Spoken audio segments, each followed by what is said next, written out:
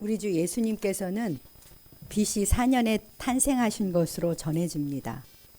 그러니까 지금으로부터 2030년 전인데요. 그 무렵 이 한반도, 우리나라에서는 어떤 일이 있었을까요? 찾아봤더니 박혁거세가 신라의 사실이에요. 네, 우리 여기 국사를 전공하신 집사님이 계시긴 한데 박혁거세가 신라의 전신인 사로국을 세워서 통치하고 있었고요. 조금 뒤인 서기 47년에는 김수로왕이 가야를 세웠다고 알려져 있습니다. 이들의 탄생과 건국 이야기는 삼국사기 등에 기록되어 있는데요.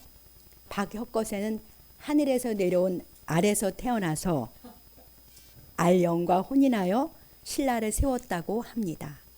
김수로 왕은 역시 하늘에서 내려온 금괴 속 여섯 알 가운데 맏아들로 태어나 왕이 되었다고 기록되어 있어요. 여러분들은 이들이 하늘에서 내려온 알에서 태어났다, 그 이야기를 믿으시나요? 사람이 알에서 태어났다는 것은 우리의 상식으로 받아들이기 어렵기 때문에 그냥 건국 신화다, 이렇게만 받아들여집니다. 그런데 우리가 믿는 주 예수님의 이야기, 성경에 기록된 복음인 예수 그리스도는 어떻습니까? 예수님은 성령에 의해 처녀 몸에 잉태되었다고 하십니다. 본래 창조주 하나님이신데 사람으로 오셨어요. 또 분명 사람이신데 죽었다가 3일 만에 다시 살아나셨습니다. 40일을 부활의 새 몸으로 사시다가 하늘로 승천하셨습니다.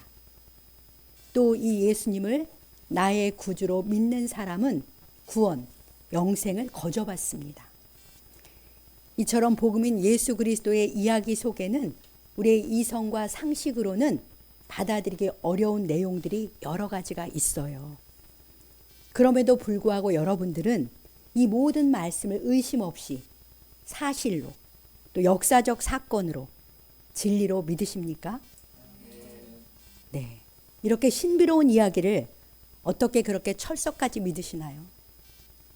여러분들 예수님 눈으로 본 적 없으시잖아요. 더구나 예수님은 유대인입니다. 그럼에도 우리는 이 예수님의 이야기를 굳게 믿습니다. 믿는 정도가 아니죠. 베드로전서 1장 8, 9절을, 이것이 우리들의 고백인데요. 우리 한번 베드로전서 1장 8, 9절을 함께 읽어보겠습니다. 예수를 너희가 보지 못하였으나 사랑하는도다. 이제도 보지 못하나 믿고 말할 수 없는 영광스러운 즐거움으로 기뻐하니 믿음의 결국 곧 영혼의 구원을 받음이라. 아멘. 그렇습니다. 우리는 예수님을 보지 못했지만 믿고 사랑합니다. 그리고 믿고 말할 수 없는 영광스러운 즐거움으로 기뻐하며 살아요. 우리는 이 믿음으로 내 영혼이 구원을 받았기 때문입니다. 사랑하는 성도 여러분, 우리에게 있는 이 믿음이야말로 기적 아니겠습니까? 박혁거세와 김수로 왕과 거의 동시대에 이스라엘 땅에 태어난 예수님을 나의 주, 나의 하나님으로 믿는 것은 기적입니다. 사람이 설명할 수 없는 신비로운 믿음이 우리에게는 있는 거예요. 인간의 이성으로는 믿기 어려운 이 복음의 내용을 믿는 사람이 바로 교회이며 성도입니다. 우리는 이 신비로운 이야기를 어떻게 그렇게 굳게 믿고 즐거워하는 걸까요? 이 믿음은 대체 어디서부터 오는 것일까요?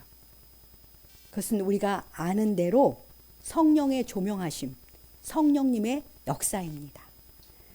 그렇기 때문에 교회는 성령의 역사로 생겨난 성령 공동체입니다. 이 시간에는 성령, 그리스도의 마음을 가진 우리라는 제목으로 하나님의 말씀을 듣겠습니다. 바울은 고린도에서 전도할 때 말의 지혜가 아닌 오직 그리스도와 십자가만 단순하게 전했습니다. 하나님의 능력과 지혜인 그리스도의 십자가를 믿는 믿음 위에 교회가 세워졌기 때문에 교회는 십자가로 하나다라고 지난 시간에 말씀을 나누었습니다. 십자가에 달리신 예수님이, 그리스도만이 우리들의 자랑입니다. 교회의 자랑입니다. 그래서 교회마다 십자가가 걸려 있는 거잖아요. 이제 바울은 교회 안에서 온전한 자들, 즉 성숙한 자들에게 지혜를 말하려고 한다. 그렇게 이야기하는데요. 우리 본문 6절을 뜻을 생각하면서 함께 읽겠습니다. 그러나 우리가 온전한 자들 중에서는 지혜를 말하노니 이는 이 세상의 지혜가 아니요 또 이 세상에서 없어질 통치자들의 지혜도 아니요. 네. 바울은 온전한 자들, 즉 성숙한 자들에게 참 지혜, 진짜 지혜를 말하려고 하는데요. 먼저 참 지혜가 아닌 두 가지 지혜를 말씀합니다. 그것이 무엇입니까? 이 세상 지혜, 또 하나는 이 세상에 없어질 통치자들의 지혜예요. 참 지혜가 아닌 이 두 가지를 먼저 이야기하는데요. 이 세상 지혜를 원어로 보면 이 세대의 지혜, 이 세대라고 돼 있어요. 그러니까 바울이 고린도에 이 편지를 보내던 시대의 지혜가 있었겠지요. 주로 헬라 철학일 것입니다. 또 이 세상에 없어질 통치자들의 지혜는 당시에 영향력 있는 정치가나 힘 있는 자들의 지혜를 말하는 거예요. 그것은 통치자가 바뀌면 없어질 지혜인 것이죠. 그런데 그것들이 그 시대의 시대 정신입니다. 모두 인간의 이성과 철학에서 나오는 것이지만 그 시대 사람들이 최고의 가치를 두고 좇는 것들이에요. 이것들은 주님이 우리에게 말씀해 주시려는 참 지혜가 아닙니다. 사람의 눈과 마음에는 그럴듯해 보이지만 없어질 그 시대의 지혜, 이 세상 지혜인 것이죠.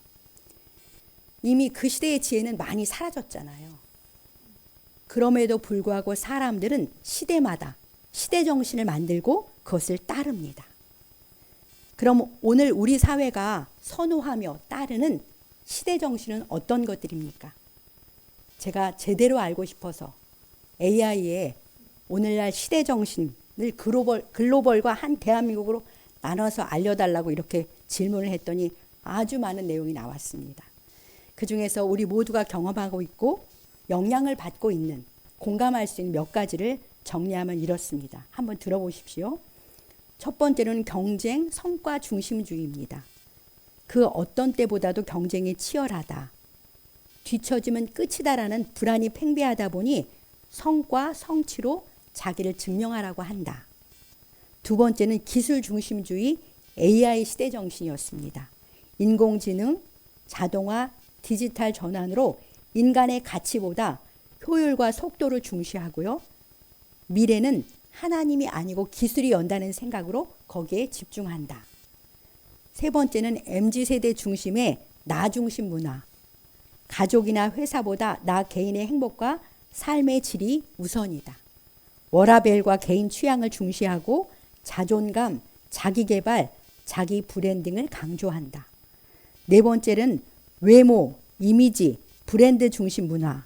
그래서 동안, 몸매, 피부, 명품, SNS 이미지 등 보이는 나가 내 정체성이다.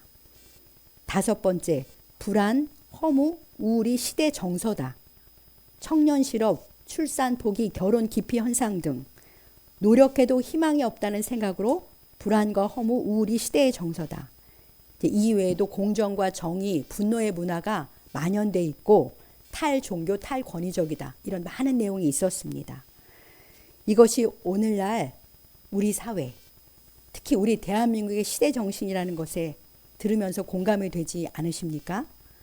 네, 이것들 중에는 우리 우리들도 영향을 받고 사는 것들이 많이 있어요. 오늘 우리 사회의 가치와 정서가 이러함을 잘 이해하고 또 대처하며 살기는 해야 합니다. 그러나 분명한 것은 주님은 이런 것들은 이 시대의 지혜다. 없어질 지혜, 없어질 세상 지혜라고 말씀하시는 거죠. 이것들은 주님이 주시려는 참 지혜는 아닙니다. 자, 그럼 주님께서 우리에게 심어주시려는 참 지혜는 무엇입니까? 우리 7절 말씀을 함께 읽겠습니다. 오직 은밀한 가운데 있는 하나님의 지혜를 말하는 것으로서 곧 감추어졌던 것인데 하나님이 우리의 영광을 위하여 만세전에 미리 정하신 것이라. 아멘. 네, 오직 하나님의 지혜가 참 지혜입니다. 그런데 하나님의 지혜는 은밀한 가운데 감추어져 있다는 거예요.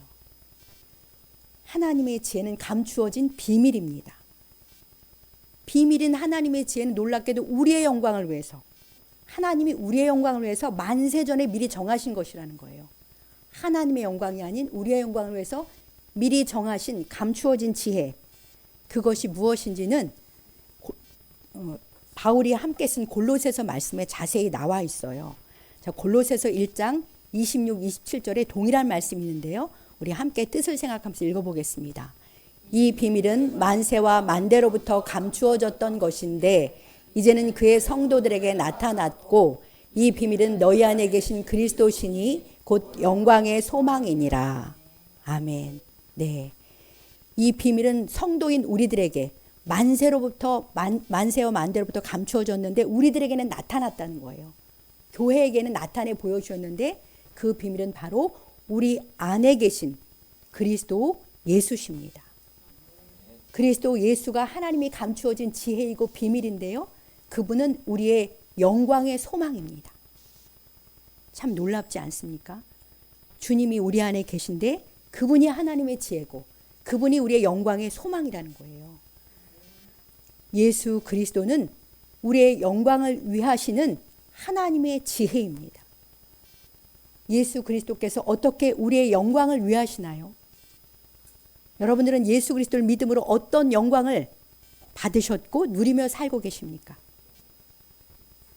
죄인인 나를 의롭다 해주셔서 하나님의 자녀가 되는 영광을 주셨잖아요.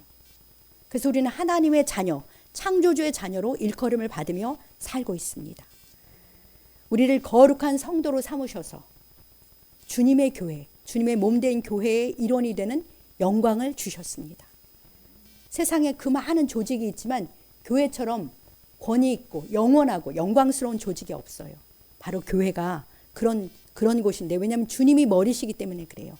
근데 우리를 주님의 교회가 되는 영광을 예수 그리스도 안에서 허락해 주셨습니다. 또 우리는 지옥불에 떨어질 수밖에 없는 참 무서운 형벌이 기다리는 그런 우리들이었는데 빛나고 아름다운 하나님 나라에 들어가는 영광을 주셨어요. 그러니까 우리에겐 참 영광의 소망이 있잖아요. 그리고 우리에게는 새 마음, 새 성품을 주셨습니다. 그래서 예수님 닮은 거룩한 삶을 살아가는 놀라운 영광도 예수 그리스도 안에 우리에게 허락해 주셨습니다. 이것들이 보통 것이 아니잖아요. 너무나 크고 신령하고 영원한 놀라운 선물들이에요. 다 예수 그리스도 안에서 우리들에게 허락하신 영광인 줄 믿습니다. 하나님은 이처럼 우리의 영원한 영광을 위해서 만세 전부터 성자 예수님을 준비하신 거예요.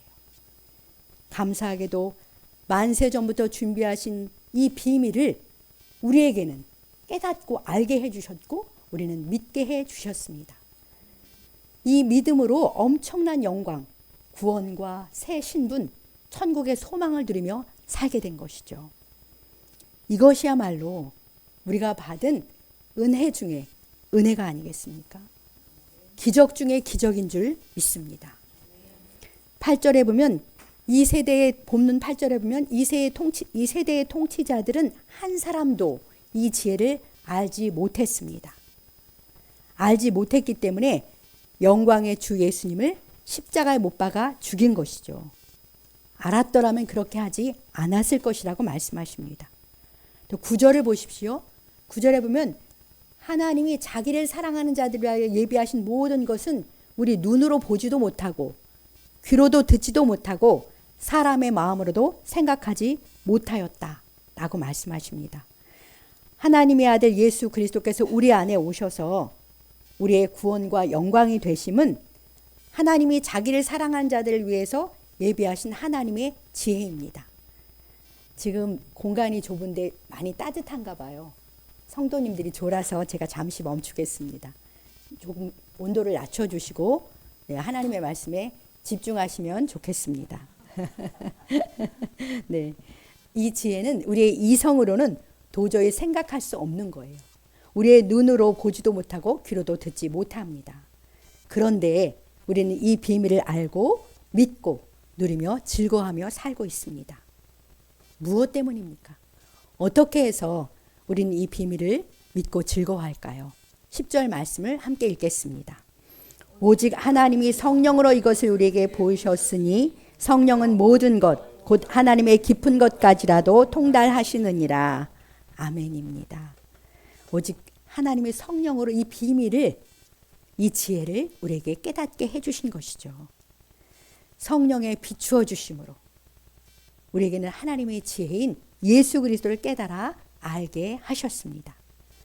우리 안에 오신 성령님은 하나님의 깊은 것까지도 통달하시는 그런 분이세요.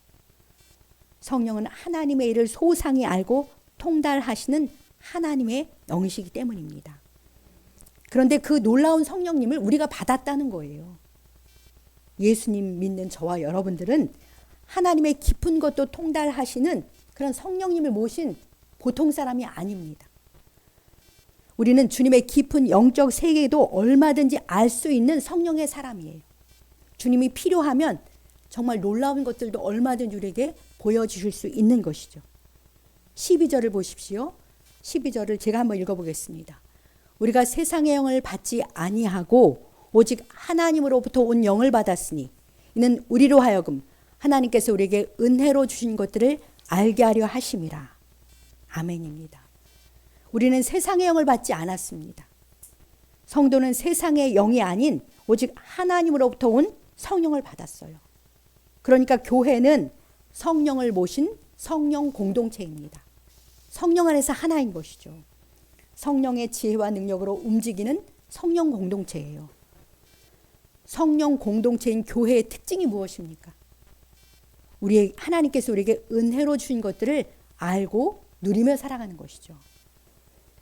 세상의 영을 받은 사람들은 알 수 없는 신령한 것들, 신령한 은혜들을 깨닫고 믿고 누리며 살아갑니다.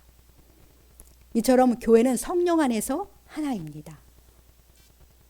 사랑하는 성도 여러분, 성령께서 우리에게 알게 해주신 하나님의 은혜에는 어떤 것들이 있습니까?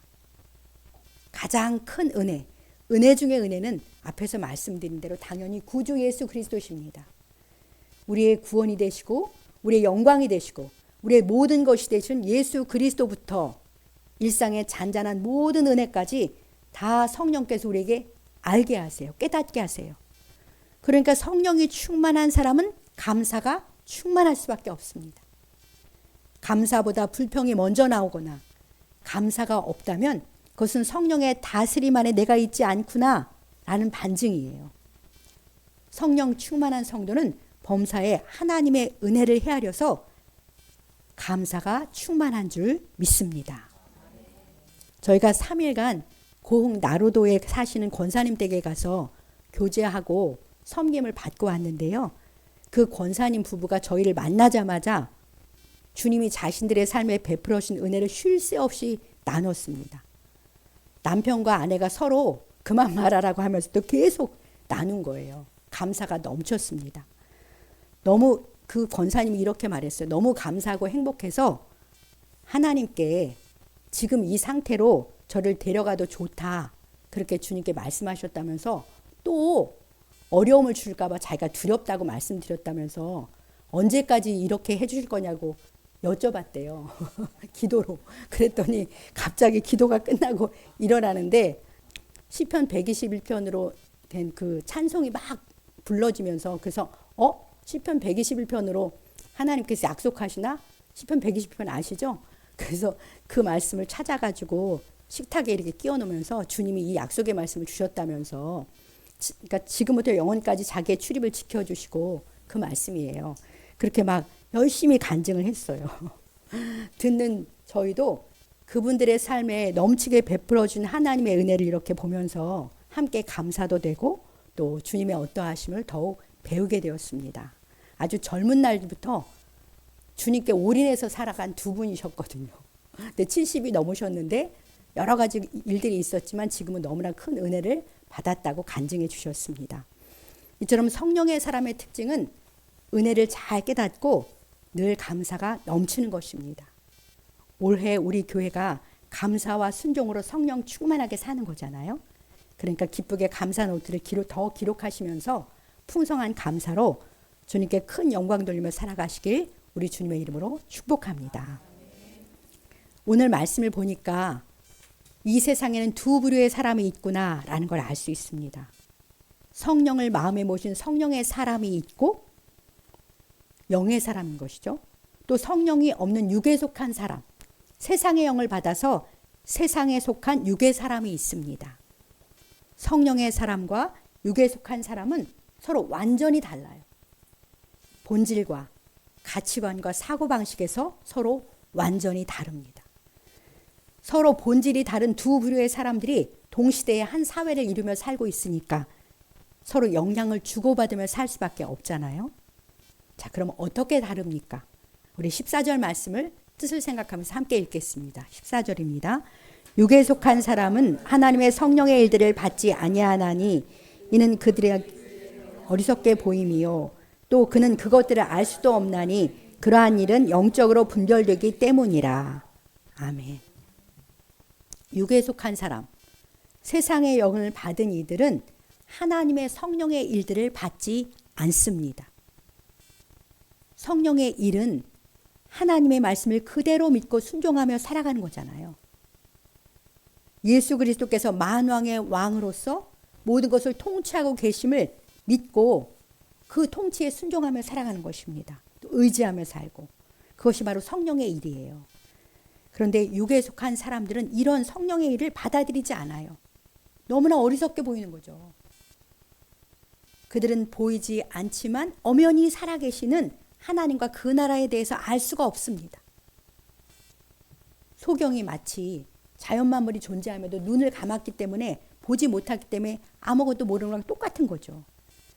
이러한 일은 오직 영적으로만 분별되기 때문입니다. 오직 성령으로만 깨달을 수 있기 때문이에요. 우리 주변에는 이처럼 육에 속해서 성령의 일을 받지 않는 사람들이 참 많습니다. 영적 소경과 귀머거리들, 또 영적으로 죽은 사람들이 많이 있는 것이죠. 우리의 삶을 이해하지 못하는 그들을 이상히 여기지 말고 우리는 안타깝게 여기고 그들을 위해서 기도해야 됩니다. 그들에게도 성령께서 조명해 주셔서 이 은혜를 예수 그리스도를 깨닫게 해 주시도록 우리가 기도해야 되는 것이죠. 그럼 반면에 성령을 모신 우리들이 어떤 존재인지는 15, 16절이 말씀하시는데요. 15, 16절을 함께 읽겠습니다. 신령한 자는 모든 것을 판단하나 자기는 아무에게도 판단을 받지 아니하느니라. 누가 주의 마음을 알아서 주를 가르치겠느냐. 그러나 우리가 그리스도의 마음을 가졌느니라. 아멘. 성령을 모신 우리는 신령한 자예요. 또 성령을 모신 우리는 그리스도의 마음을 가진 자입니다. 우리는 신령해요. 신령함으로 모든 것을 판단할 수 있습니다. 그러나 우리는 아무에게도 판단을 받지 않습니다.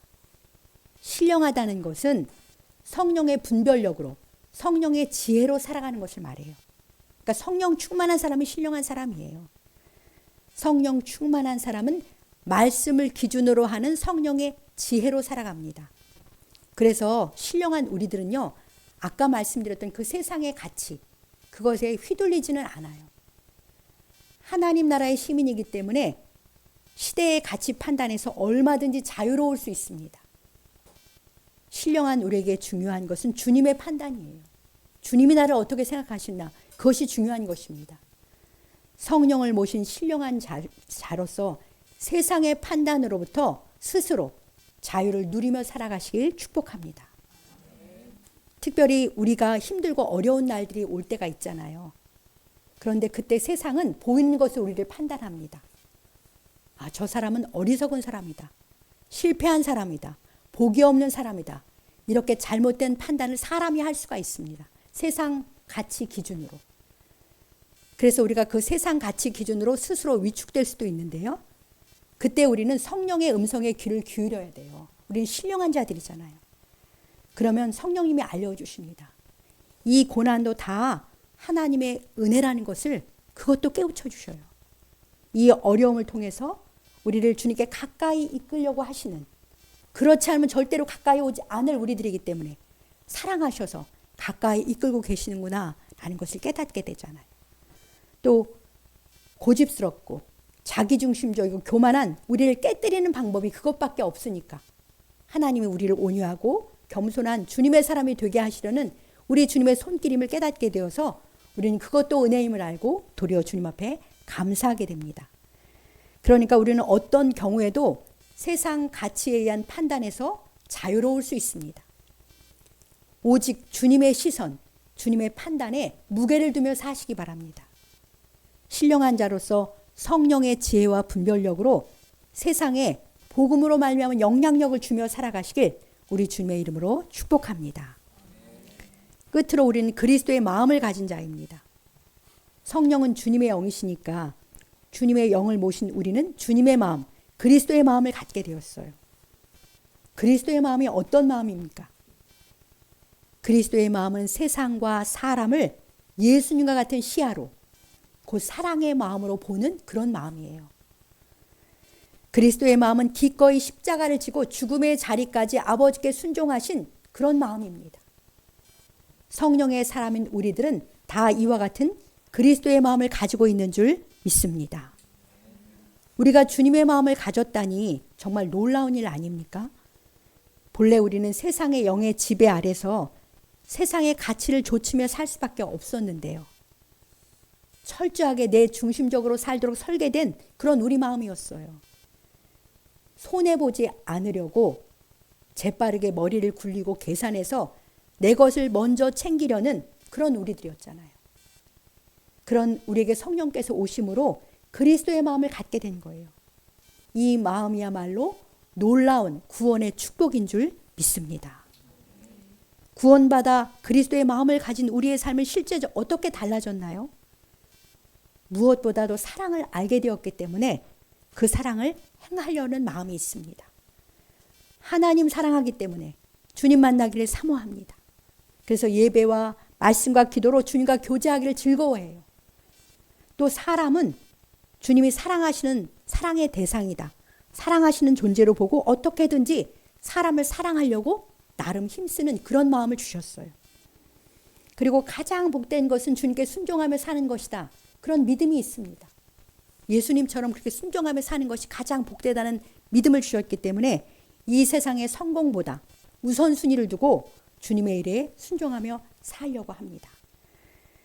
육에 속하여 죄악된 내 마음으로 살던 우리들이었는데 이제는 성령의 사람이 되어서 거룩한 주님의 마음으로 살게 되었으니 이것이 놀라운 구원의 축복인 줄 믿습니다.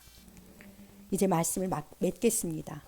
사랑하는 성도 여러분, 성령을 모신 영의 사람으로서 변하고 없어질 세상 가치로부터 자유하시기 바랍니다.